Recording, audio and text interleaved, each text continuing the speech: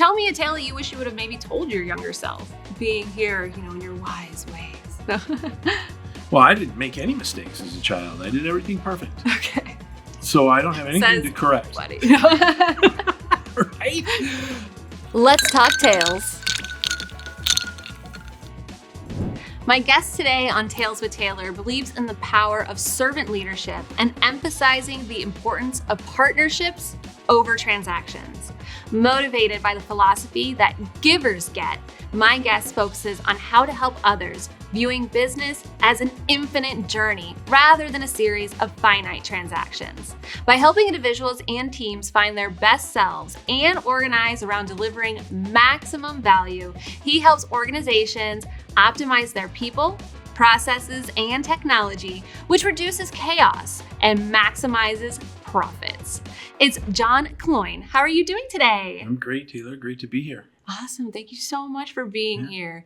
So tell me the tale that inspired you, or where you originally heard the givers get, that made you want to, have a career based on partnerships and relationships rather than just transactions. I didn't hear the phrase until recently. I think it was probably in the last year, maybe year and a half, I heard somebody say givers get. And I went, oh, wow.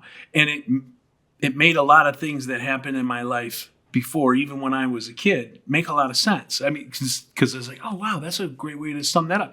Because I spent most of my life was going from one, how can I help you, to the next, even when we were kids. So I saw that playing out in my life when I heard that phrase. It's like your life flashing before you. And then I was like, oh, wow, that's really powerful. I like that. That's an easier way to say it than what I say. Very nice. That's excellent. And so, tell me a tale that you wish you would have maybe told your younger self, being here, in your wise ways. Well, I didn't make any mistakes as a child. I did everything perfect. Okay. So I don't have anything to correct. Buddy. Right? Oh, wow. That's a hard question. What would I say to my previous self? I don't know. I'd really have to think about that. And not that I didn't make mistakes. Oh, my gosh, we make mistakes. Show me a man who hasn't made a mistake, and I'll show you a man who hasn't tried, right? I don't know who said it, but it sounds pretty sagacious.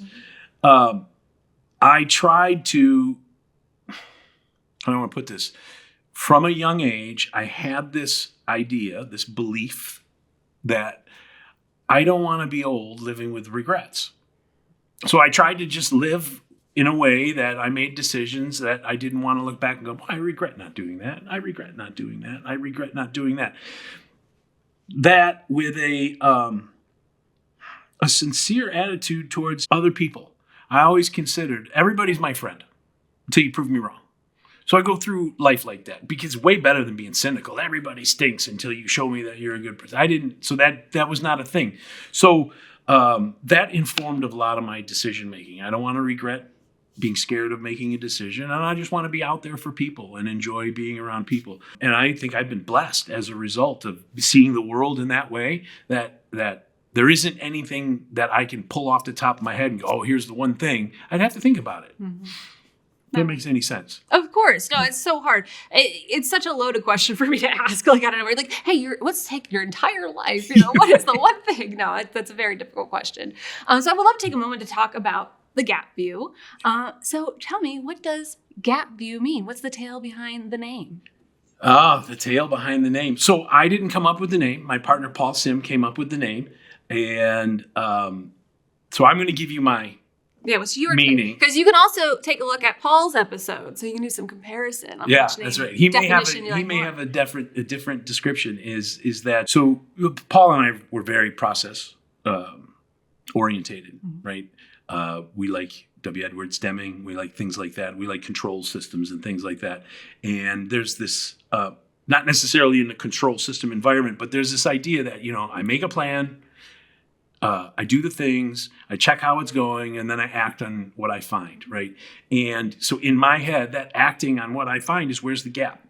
Here's what I wanted. Here's what I'm getting. There's a difference between what I want and what I'm getting, that gap. Mm-hmm. Now I get to choose what do I do as a result of perceiving the gap. I can change my behavior. I can change what I want. I can, I get to make decisions. And for me, what we help people do is realize where gaps may exist that they didn't think about before or they hadn't perceived before. Because depending on the industry could be depending on which viewpoint they should take in order to get to their destination. Is that correct? Yeah, it would be that. This is more, so one of the things that we started with the gap view, I think Paul was very process oriented to help people with their process. And I think that's where the gap view started. When I had started my consulting agency, it was called JK Advisors, I was focused on, I'm actually wearing the shirt. It says do more smart stuff. And that was the thing. I've created a strategy. The whole idea was I've created a strategy and I've come back into the office after my executive retreat and we have to do things. Well, how do we do? How do we realize? What do we do? And I had this phrase, do more smart stuff, which means do less dumb stuff. We do a lot of dumb stuff, right? We have good intentions, but we get caught up in this world when we don't. And so that was my take on it, was helping people organize themselves to do the things that mattered so they could, grow their business and work on the business. Paul and I met. We started talking. We have similar philosophies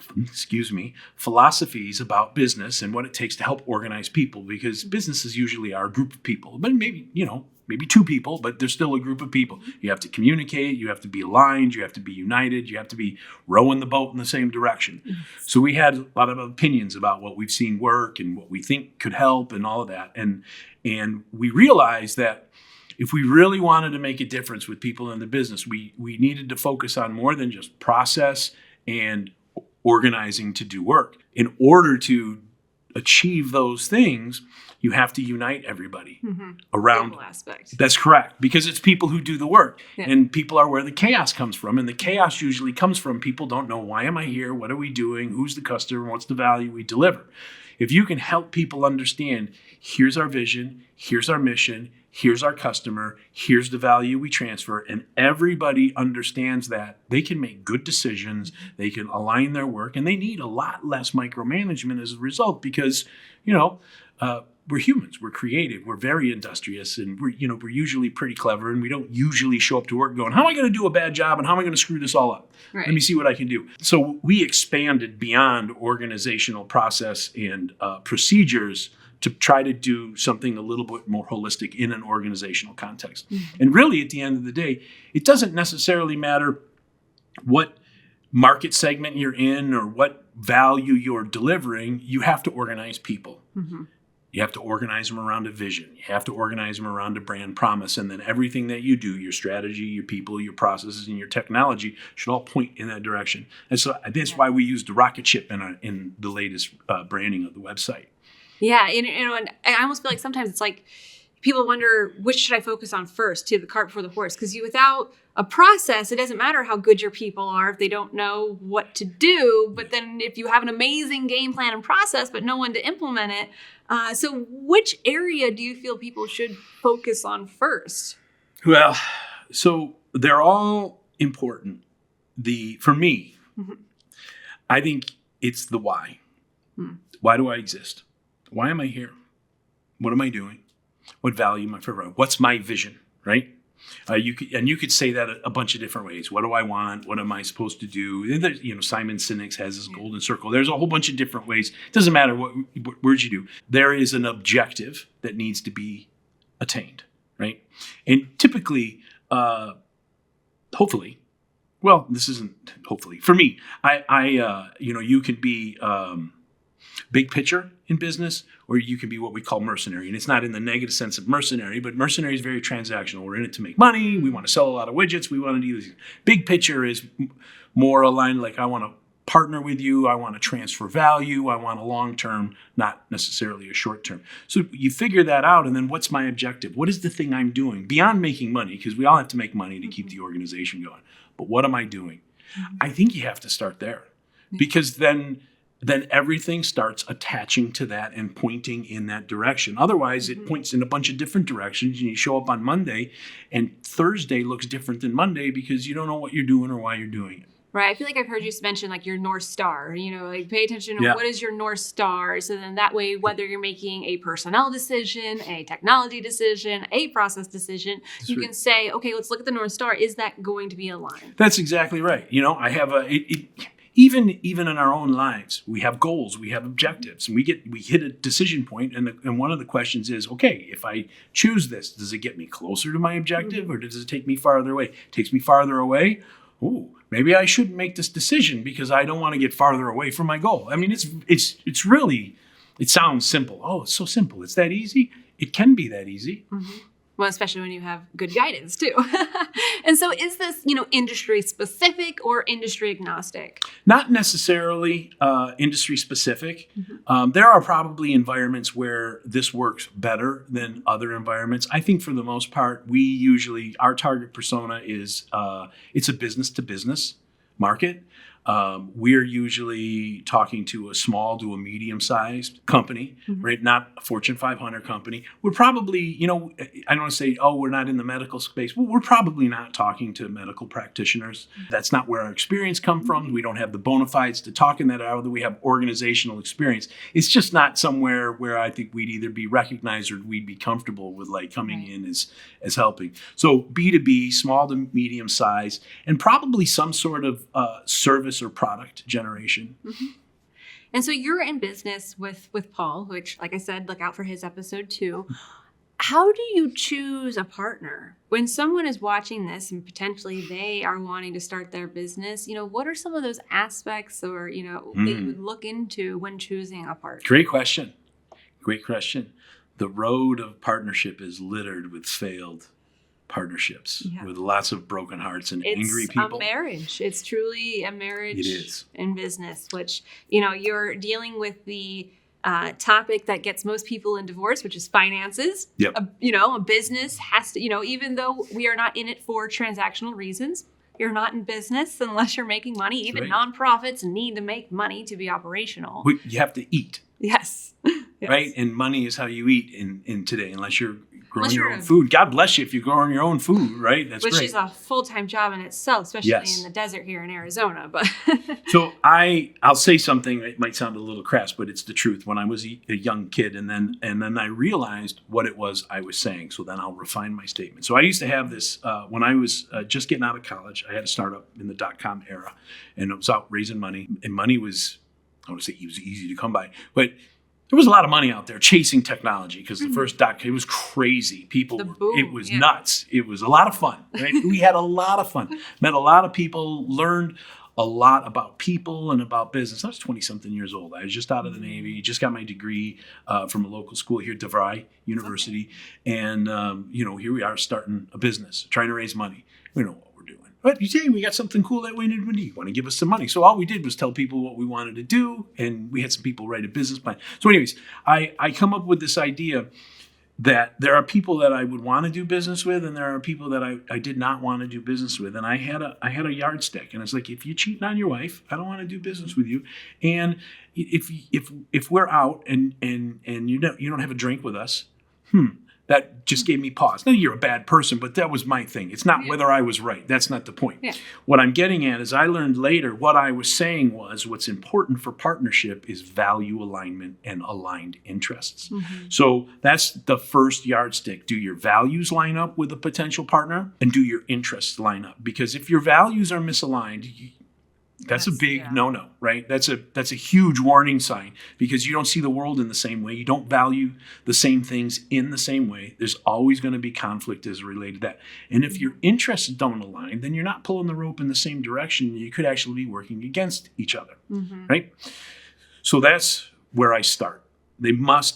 So I'm always looking to find out what kind of values does a potential partner have? How are they valuing things, and where are their interests? And because if those are not aligned, we're not going to be a good fit. Yeah. And I know we all want to have customers. We all want to transfer value. And I say one of the most important skills is understanding who's not your customer. Saying and no. Who's not the your partner. Power of actually saying no is stronger than saying yes many times. It really is. And people, I have found that people respect you more when you say no and be honest about why. I'm not a good fit for you, but I know somebody who is. Yeah. And that extra, but I know someone who is, that's the added value. I always tell people too, I want to be seen as a resource. Yeah, whether it's me actually operating or doing, what you need, or it's saying, oh, talk to John, or oh, talk to this person. Yes. Because you want to be able to provide value at the end of the day. Yeah. I like helping people. Oh, Yeah. So I have a behavioral style that is such that I see the world, or maybe it's because I'm a guy. I don't know. I see the world from the lens of the problems needing solutions. So people in need, Right. that's a problem. And I'm biased towards finding a problem and solving a problem, especially when it's somebody in need. Oh, I have something that I can help you. Here, I know this guy, or I can help you directly. Yeah, you might be a little right with the guy mindset, because sometimes, we just want to talk. We don't want you to actually fix the problem. Just let us talk it out. That's funny. I have.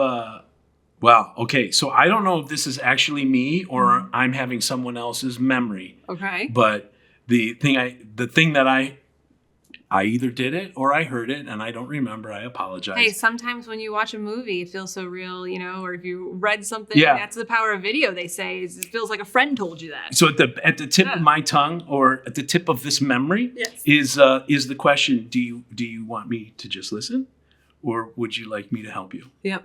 Is very important to understand at the get-go. Yes, no, that is very important. But in terms of, building a partnership again, in terms of business, similar to almost choosing your clients, to me, I'm hearing like you want to work with people you know, like, and trust and would want to hang out with. Yes. Because especially when it comes to building a business, you're going to be hanging out a lot with each other. That's right. That's right. A big red flag for me. One of the things that I'll ask somebody right away is, well, who's your ideal customer? Or who's your ideal buyer? There's a number of ways to phrase it, but you get what I mean.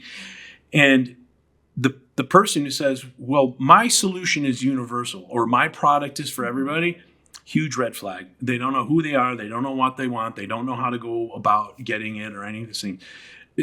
Very rarely, even if we had something that's applicable to everybody, you can't speak to everybody the same way, and not everybody's going to perceive your value in the same way. So you don't understand your value. You don't understand who it is that values what you value so you can talk to them. And you don't know, if you don't know who they are, you don't know where they're at, and you don't know how to talk to them. Right. Yeah. So it's a big problem. And early in business, it's hard to say no, because especially you can look at the bank account and go, oh, it's not growing as high. Yeah. And so, what advice would you give to someone whom, maybe they're a little on the struggle bus and just has hard for them to say no? Learn, practice. You build new skills through practice. You don't just immediately say, I want to do this, and then all of a sudden, because of your will, you're there. You have to practice, and you're probably going to get it wrong a couple of times. That's okay. Moving in the direction of what you want to become or what you want to do, that's what's important. You got to flex every muscle. Yes. So whether it's, actual literal muscles or it's just flexing, getting out of your comfort zone. I forget which many books I've read where it talks about that, but I remember it was saying every day just do one thing that is out of the ordinary or out of your comfort zone, just to flex that muscle of doing that, whether it's starting a conversation with someone in the grocery line or something of that sort that would be out of your norm. It just makes it so the next time you're at a networking event or you're finally at that conference room table having that conversation, that you'll have more confidence in speaking with someone. Exactly. You don't know yet. Exactly. Oh, I've been here before. This is easy. Yeah. That's it. It's as simple as that. You asked me what I think is important. I think it's very important to understand why you're doing what you're doing, right? Why do I get out of bed? People say, I want to go on a diet. Well, if you don't have a good why you're going on the diet, you're not going to achieve the results because you don't have the motivating factor. You don't understand what it is. And I tell you, when it comes to people giving money for things, they buy the why. Mm-hmm. And usually when you have a good why, they pay more for it, right? Because it's perceived as having a higher value, because things that are transactional, toilet paper does not get a premium, okay? But an Apple computer usually sells for 15% more than another computer. And what is it at the end of the day? It's the same thing. It's a computer it's the same. Now, Apple users would say, no, it's not the same. Right. Right. Of course not. To them, because they buy the why. It's not anywhere near the same as the other, and that just demonstrates being the in that value. Community versus this community. That's right. Yes. I'm in a community. These people understand me. They get me. I identify with that. They connect on an emotional level. We as human beings, we connect and we make decisions emotionally. I know we like to have facts and figures, but it's our emotions that drive the decisions. Yeah. Almost always. And that's why why is important. So if you know what your why is, here's the beauty. You can tell other people what it is. You can tell your new employees as you're growing your organization what the why is. So now everybody's saying the same thing. Everybody understands. So that's why I start at the why, Yes. right? Because that informs everything else that I'm doing. And then I think about what's the value I transfer? Or maybe I say that in another word. What's the problem I'm solving that no one else solves? Okay. Yeah. And who's my ideal buyer? I.e., who's the person who has the problem that I solve, who's willing to pay money for the value that I transfer to them? And when I figure out those things, and I can articulate them to myself and to the people who are on board, I can also talk to my ideal buyer in a language that they understand. And I tell you what I'm not doing. I'm not pitching anymore, and I'm not selling. Right. I'm helping them solve a real problem. And when they hear me speak their language and tell them what their problems are, they connect on an emotional level. John understands me. John gets me. John speaks to me in my language. John knows what I need. I'm not selling anything. True selling, like true, real quality selling, is sharing solutions. It's all it is. It's just educational base of sharing solutions. If you are actually trying to sell something, then there's, it's probably just something fake. It's snake oil or something. That's exactly right. But if it's truly solution based, and that's what we always believe too. My number one question when I work with a new client, when we're about to make a video for them too, is like, what problem do you solve?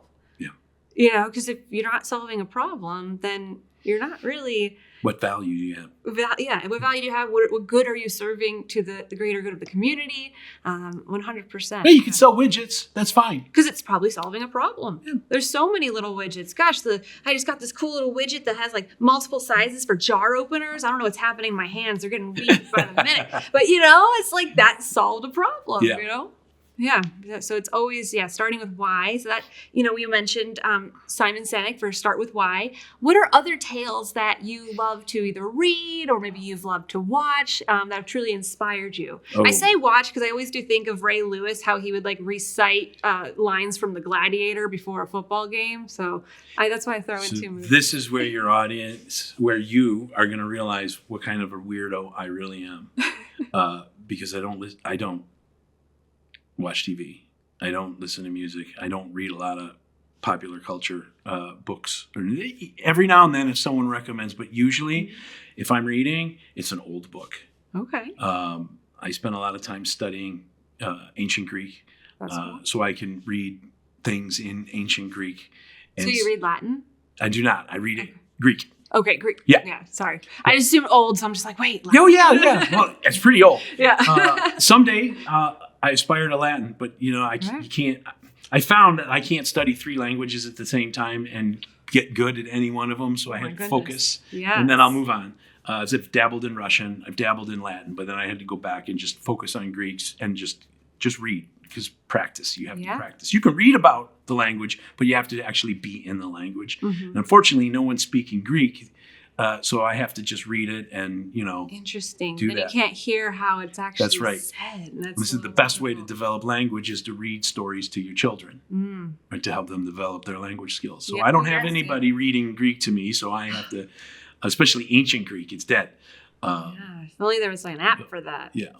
I know. So I know I didn't answer We have a problem. We need a solution for somebody. That's right. Wow. Wouldn't that be great? Right? Well, so this is why this is kind of off on the side, but there's a lot of people over the years, because the New Testament was written in Greek. So there's a lot of people who study Koine or Kine Greek, depending on how you want to pronounce that.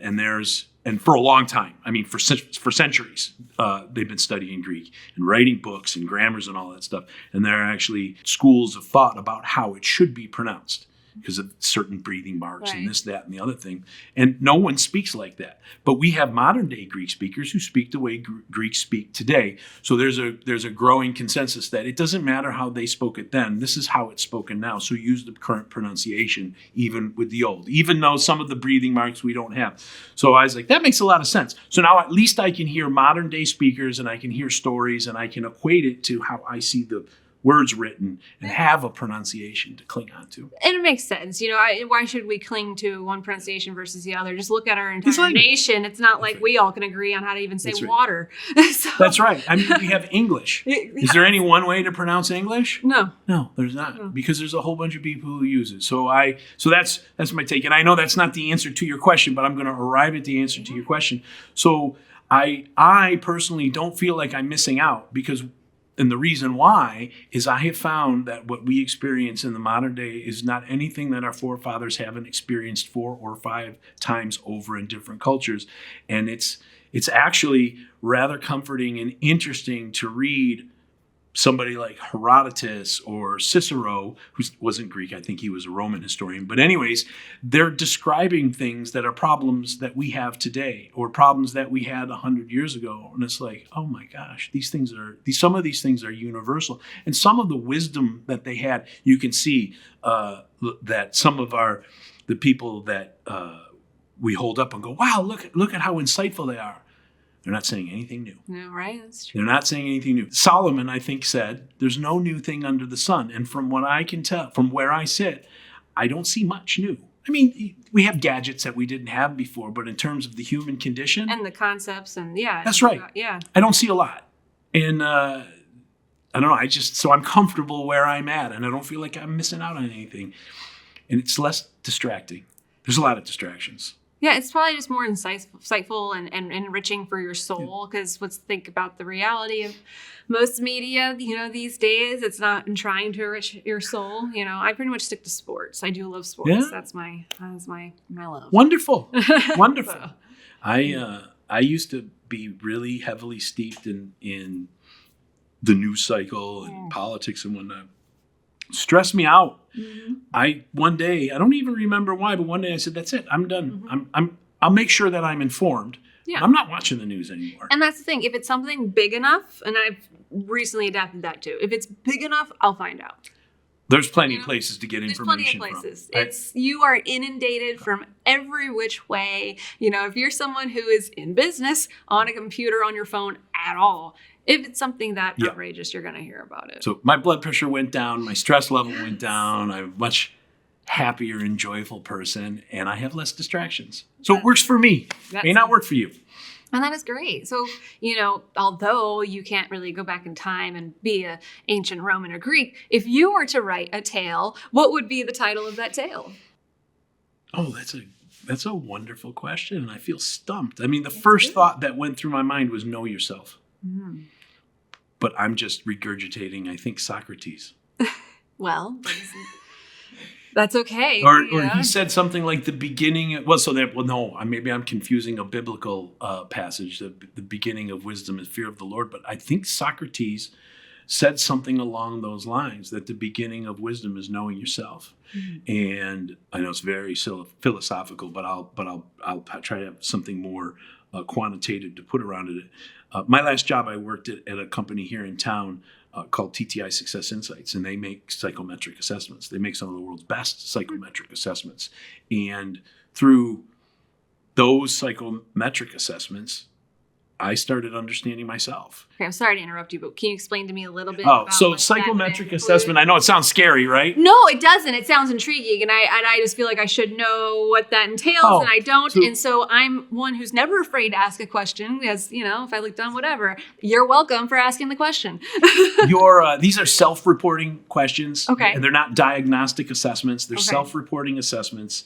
And they're usually something to do with something about your emotional intelligence, how you Okay. value things, how you behave, how you're motivated. There's various constructs. And these are typically used in a context of business, coaching, self-help, So it's organizational kind of like a development. assessment, Kloian Well, or Myers-Briggs, Myers-Briggs? yeah. Kind of. Okay. So okay. Myers-Briggs is primarily a DISC-based assessment, and DISC is a psychometric assessment that measures how we behave. Right. Behaviors are the things we can observe about each other. Oh, you're an extrovert. I'm an introvert, or whatever. I'm not actually an introvert. And I believe Kobe's kind of focus more on like how you choose to take action. Yeah. Like, are you someone who's going to overly research something first, or are you a quick start? Or These are all in that category Okay. of psychometric assessments. They're self-reporting. There is a lot of science and mathematics behind it, because you can't just make certain statements or ask certain questions. The questions have to represent certain constructs of your model, and you need to be able to mathematically show that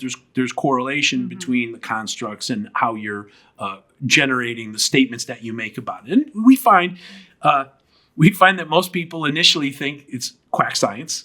It's a bunch of gobbledygook. I'll just go get my horoscope. And then when they get exposed to these assessments, if they're good ones, they go, wow, there really is something to this, because they find it's helped them, or it's helped people in a job, or in their career, or in their marriage. Okay. So through being exposed to these assessments, I first learned things about myself. Oh, that's why I do that. Oh, that's a strength of mine. Oh, I do that too much. Now it's a weakness of mine. I learned a lot about myself. And in the process of learning about myself, I learned about other people. Right? So once I learn how I like to be communicated with, or how I behave and how my behavior affects other people, I can immediately turn around and apply that to other people that I'm interacting with. Oh, this person's the exact opposite of me. That means they don't want to be communicated to this way. They want to be interacted with that way. And I can have better outcomes with people. That is, as a result. Is there a particular assessment that you prefer over the others? Because I also, as you're saying this, I'm hearing Clifton Strengths in my Oh, there's a ton of them. There's a Yeah. ton of them. There's a lot of good ones out there. I worked for TTI Success Insights for a number of years. Those are the ones that I'm familiar with. But I know people who use these assessments in their businesses, and they use a multitude of them, and they all have a variation of success. I think it's down to what you can understand, what you feel comfortable with, who you're working with, what sort of language and vernacular resonates with you. Do you like these colors that this company uses for the disc, or do you like the way they use these colors? These are all things that you have to take into consideration. I think of in business, people are, everybody, that's the wrong way to say that, is there are a lot of people who like to read books. And sometimes you go into the boardroom, you can tell which book a person has read based on how the meeting's being ran, or how we're going to do strategy this year is informed by the book that just got read.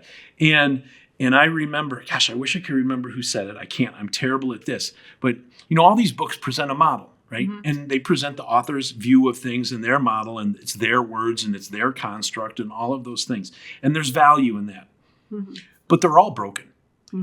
And they all have some value. It's not that you're using this model versus that model. It's that you're using a model, okay? And you've put some structure to it. And what's important is you just can't apply a model and then go, oh, it's all going to be fixed. Nope, you have to work it. You have to use it. You have to check on it. How's it doing? Okay, we need to make changes. You're actively engaged with the model. So I say all that to say this about the assessments. They're all this. A lot of them are the same way. I think there's some that are way better than others, but that's my personal opinion, and I have my my reasons for that. And there are lots of people who would disagree with me, and some that would agree with me. But so I don't know that it matters as much as using them and deriving the value from them. Because what do we get? Why is Joe doing such a horrible job at work? Why does Joe want to quit? Why can't Joe get along with his coworkers? Well, Joe is in a job where he has to do outside sales, and he has to pick up the phone and have conversations with total strangers. And Joe's an extrovert who doesn't like to talk to new people. I wonder why Joe's doing a bad job. Yeah. So put Joe in a job where he doesn't have to interact with strangers. Oh my gosh, Joe's like a new person. No, you just... So productive and so... Right? Oh, he's so such a delight to be around. Yeah. Well, right. So what happened?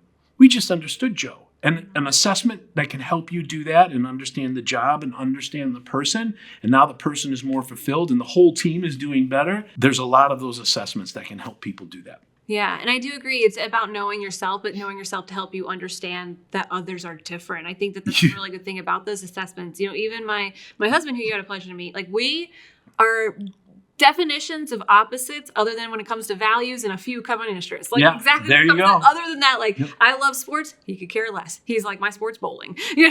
So knowing how each other works and how each other thinks then allows you to formulate your communication in a way that will, connect with that type of person. Like he knows I'm a quick start. You got to go to the bottom line. Tell me, what is the point, and then move on.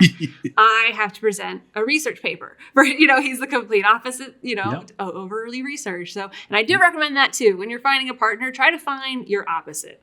Try to find with aligned values and interests. With aligned values and interests, yes. Like that's again key. But I always know like my strengths are his weaknesses and vice versa. You complement each other and you make a whole that's greater than the sum of the two parts. Yes. And the fact that our brains think so differently too, sometimes I'll admit I get us in trouble with my quick smartness, but then, we can come together in his detailed oriented work and, make it all work. You're dynamic and outgoing and he sounds steady and precise and you need both of those on a team. Yeah.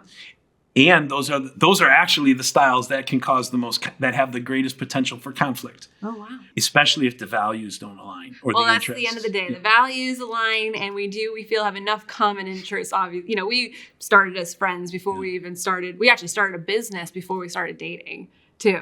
That was just a lot different than most, but we find it to be a better foundation. That's friendship, business, then marriage, then kids. All right. And so I like the logical progression of that. Right, exactly. Yeah. And then, so it went from friends, business, move in together, because who in the hell has the microphones now? Is it at your house or is it at my house? Yeah. Let's just make one house. And then, for inventory purposes. Truly inventory purposes. That's wonderful. Oh, what a great story. Yeah, the number of times it was, oh no, that one piece of equipment's at your house and not my house. And I love it. I need it though. So yeah. No, so I 100% agree with everything you're saying there. Just, know thyself. That's such a great title of book. Even if it's already been said, you can give someone credit. I didn't originally say this. I'll just have a bust of Socrates. Gosh, I hope it is Socrates that said it because I keep saying it. Yeah, and that'd be such a great, we'll have to check it. We'll put it in the show notes whether John was correct or not. I'm not making a definitive statement there, but it was one of those Greek guys. One of those Greek, I always get them so confused too. I was like, is it Socrates, Aristotle? Which one was it? Oh, they were all like students of one another in this chain. Yes. I think. Something like that. It was a long time ago. It's a very long time ago. And it's been a long time since I've even delved into that world. I haven't taken philosophy or ancient to medieval history since like freshman year of college. So it's been a little while. But no, I think it's stuff that, I also forget where I heard it. I think it was a James Clear newsletter that was, if you're reading what everyone else is reading, how can you expect to be unique? Yeah. Thought. It's like if you're in, what you were mentioning. So, the fact that you are saying, okay, cool, they'll let them book all these books that are coming out. That's cool. But let's dive deeper into history. I don't know how many times we've all heard history is known to repeat itself. And so by understanding just common concepts as humans, other than technology advancements, we as a biological vessel have not advanced much. Our minds have not, it's taken hundreds of thousands of years. And that's why you'll see so many, situations of aggression. And there's like so much science behind like, we were, once in the jungle having aggression to grab our food, So. I don't know if I'd use, so if I was explaining, I wouldn't have used the word not advanced much. I would say we have a poor memory. We seem to forget outside of this window. Okay. Of 50 or so years. For whatever reason. I don't know. Are people hiding the history books away? Are the newspapers getting burned? Are the stories not being passed down? And it's the forgetting. And listen, this is a phenomenon that has gone on for thousands of years. I mean, I think there was an Arabian historian who saw this happening, I want to say 1,500 years ago or 1,000 years ago, and he wrote a book about it, that there's a cycle of societies, and they last about 400 years, and they go through this normal progression, and he went from this empire to that empire to that empire to that empire. And yes, part of that was human behavior because because society gets luxurious and people lose touch with the common man, and that causes strife, right? The people in charge don't understand what it's like to not be the people in charge, and then people who aren't in charge are like, okay, we're sick of this. Time for a revolution. We're going to kick you guys out, and we start all over again. And that's that. And then we forget these things. We seem to forget these things. That's what I take from this. When we have a great capacity to do wonderful things and quite awful things, right? We can hit both sides of the spectrum, and we collectively forget. That is a good point. Yeah. As we are coming closer to a close, I'm going to ask my most important question. What's your favorite animal with a tail? I like to get a little punny sometimes in my questions. Well, I love dogs. I just absolutely love dogs. And I like all. No, I like dogs animals. too. I like being an aunt to a dog where then I can say, they pooped over there. You go get it. Yeah, we pick up the dogs. Yes. And we pick up the cat's poop. We have cats and dogs. I like most animals. Okay. I love them. Dogs and cats are very accessible. They're easy to get. I can have them in the house. They're domesticated. But honestly, I'd take a tiger, a puma, a jaguar, a leopard, a monkey, an orangutan. I mean, honestly, I could take any of those. The orangutans don't have tails, but orangutan, no, they're apes. Yeah. But I'd take any of them. They're all so fuzzy and cute and lovable looking. You know, and I find people with good hearts tend to like animals more. I don't know. When someone is like, oh, I don't like animals, like that's one of my red flags. If someone says they don't like animals, that's a red flag to me. I'm like, how do you not like, that's right. Just something that's just so innocent and, you know, that you just love unconditionally. Especially if they're mean to them. That's even worse. That's even worse. Yeah, I'm grateful I've not been in the presence of someone like that. But the few times I've met people that say they don't like animals, I'm just...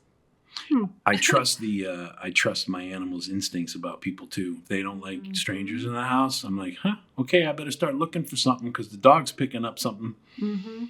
Yeah, because they probably listen more to their gut, which is really your first brain. Yeah.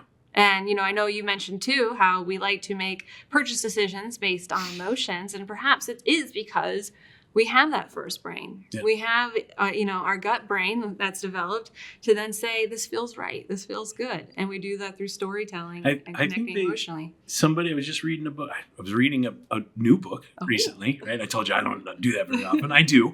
It's a good one, right? Somebody had sent me a book, and they were actually talking about how humans mirror neurons between each other. They can, right?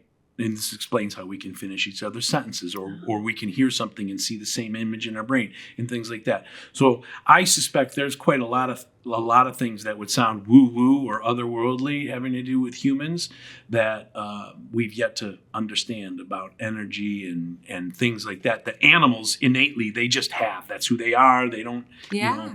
They don't question it because they don't have that logic or that societal pressure of this is how it should be or how you should think. And so they just lean on the natural instincts of what feels right. And sometimes it's okay to go, this feels right. Well, it's a thing, right? I know those are just chemicals.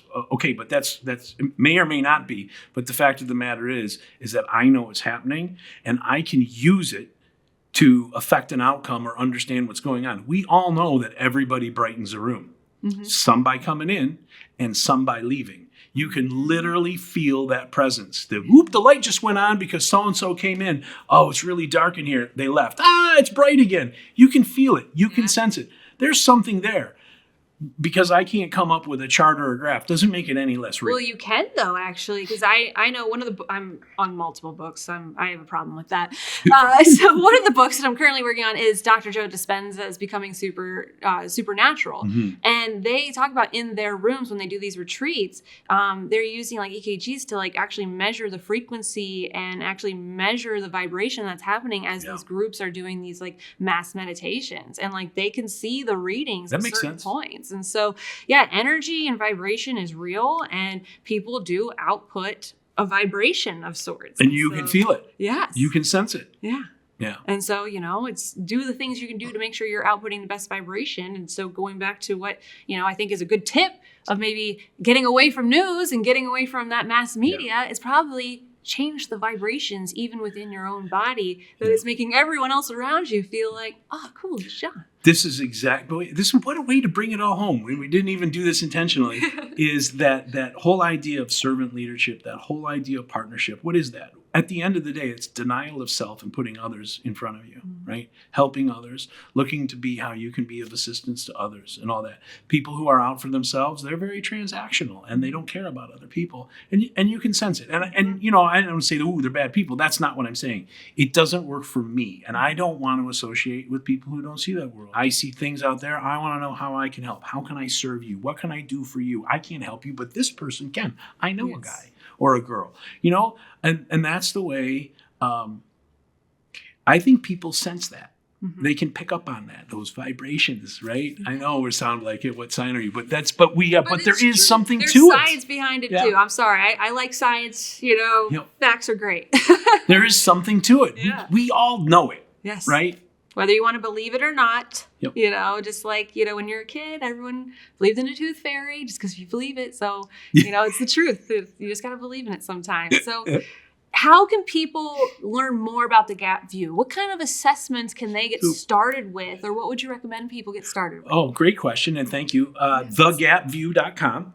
And we have our model starts with the vision, with brand promise, and then how to align your people, your strategy, your processes, your technology around that brand promise to deliver the vision. There's leadership, which is the fuel in the tank. Too little and there's no gas. And so it can't go anywhere. The CEO take the leadership one? So leadership, we're all leaders at the end of the day, right? We're all leaders. And leadership, the executive team or the CEO, people in positions have authoritative positions. Okay. They can get in the way or they can unhinder. Okay. And so these help show some gaps. Like I said, that's why we liken the leadership to the fuel in the tank of the rocket. Too little, it doesn't go anywhere. Too much, it blows up. Okay? And then there's measurements. Here's the things in our model. We have a rocket because it fits in our brain real easy. It's where are we? How are we doing? Are we on track? Are we off track, right? You've got to measure yourself to see where you're at. So we have an assessment for every one of those constructs. They're completely free. You could take our overall enterprise checkup, or you could take one of those. If you go to our website, you can scroll down a little bit, choose an assessment, take it. You get the results. You can take them. They're all completely free. And maybe it'll help you see your business in a new way and give you something new to look at. So are they only allowed to take one assessment? Take any of them. Take them all. All the assessments. Take them as many times as you want. Okay, so let's say I take the assessment, I get my results, and now I see that I have a ton of gaps. What do I do next? Well, you could read a book. No.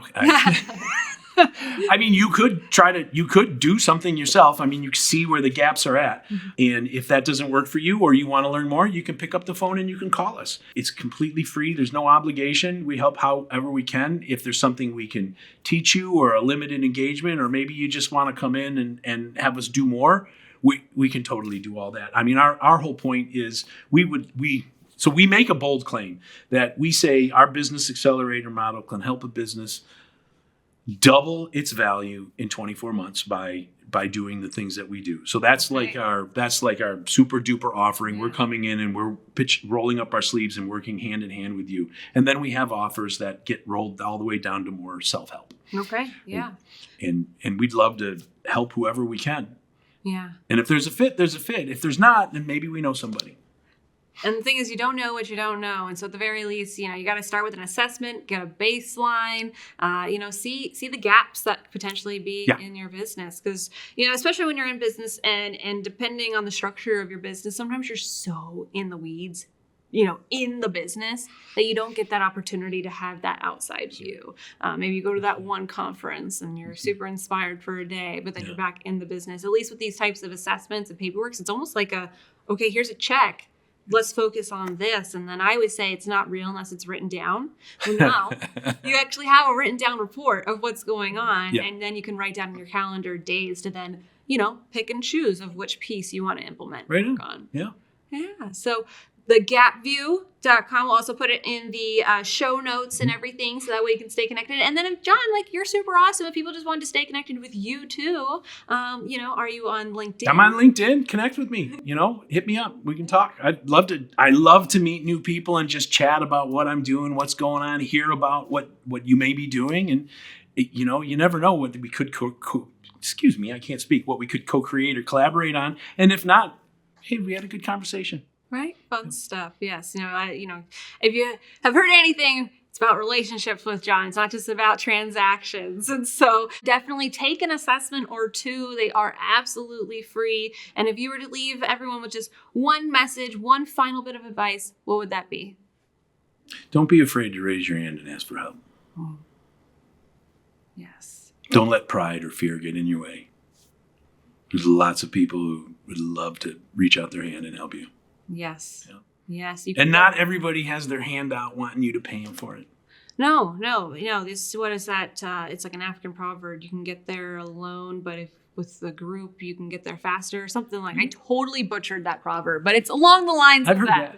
Yeah. Many hands make work light, we used to say in the Midwest. There you go. Many hands make work light. So do not hesitate to reach out for the support that you need. And like I said, get started with a free tool with like the Gap View assessments. That's a no-brainer. It's going to get you a lot of information to just keep moving forward in your business. And just don't forget, you can do it. Have your why in mind and, reach the stars. So thank you again, John, for joining me. This was such a pleasure. It was my pleasure. Thanks for inviting me. Thank you for watching Tales with Taylor. Please make sure you like and subscribe to the Financial Potion YouTube channel to never miss an episode.